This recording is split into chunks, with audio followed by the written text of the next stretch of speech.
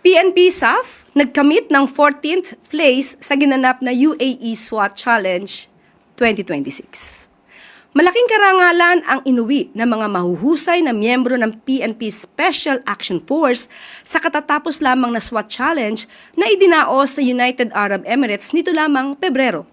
Nasungkit ng ating mga tropa sa pamumuno ni Police Major General Mark Pespes ang ika-14 na pwesto matapos ng ang umaatikabong pahaligsan sa pagitan ng 109 na bansang kalahok. Kabilang sa koponan ng Pilipinas, sina Police Master Sergeant Rickson Sanggut, Police Corporal Bruce Lee Balauas, Police Corporal Silvestre Bangigi, Police Corporal Alexis Bismonte, Police Corporal Jerome Gakayen, Patrolman Randall Tupac, Patrolman Kevin Quezon, at ang kanilang team leader na si Police Captain Allen Daw Ines. Naging instrumental naman sa tagumpay ng ating koponan sina Police Senior Master Sergeant Jonathan Rex Acad bilang team coach at si Police Lieutenant Colonel Ray Balcueva bilang head delegate NOIC.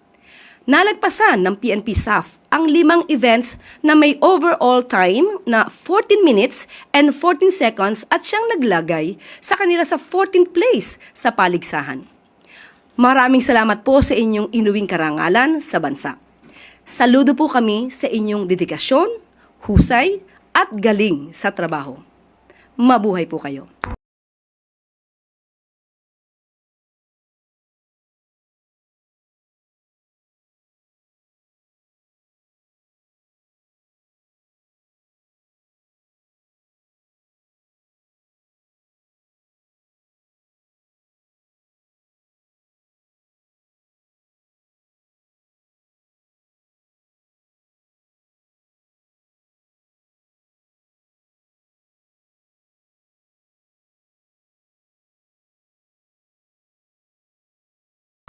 At bago po tayo magtapos, ligtas na mga lansangan, patuloy na isinusulong ni Pangulong Ferdinand R. Marcos Jr.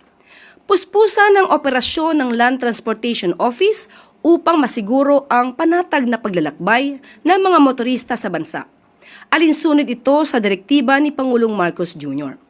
Ayon kay LTO Chief Assistant Secretary Marcus Lacanilao, patuloy ang paghahabol ng ahensya sa mga hindi lisensyadong sasakyan bilang bahagi ng kanilang anti-colorum operations. Simula noong February 9 hanggang 11 ngayong taon, umabot na sa 353 na colorum na sasakyan ang nahuli ng LTO.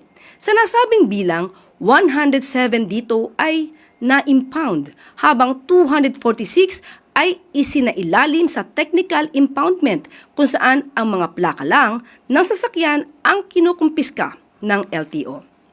Maliban dito, formal ding inilunsad ng LTO ang K9 unit bilang bahagi ng kanilang mas pinatibay na pagpapatupad ng batas trapiko, inspeksyon sa mga terminal, checkpoint at iba pang operasyon ng ahensya.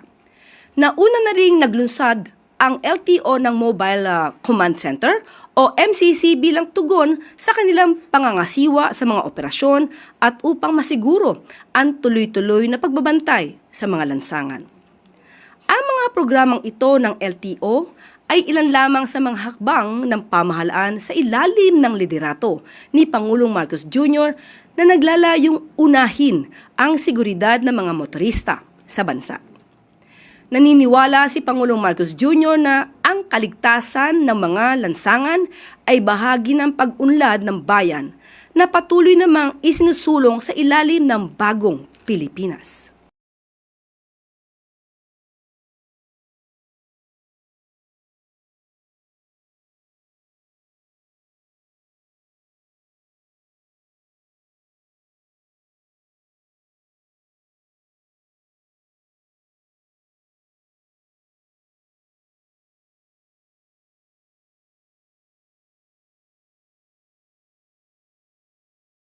Sa mga nakikita nating pagtatrabaho ng mga ahensya ng gobyerno at ang pagpapatupad sa mga programa ng Pangulo, huwag po tayong manatiling bulag sa katotohanan.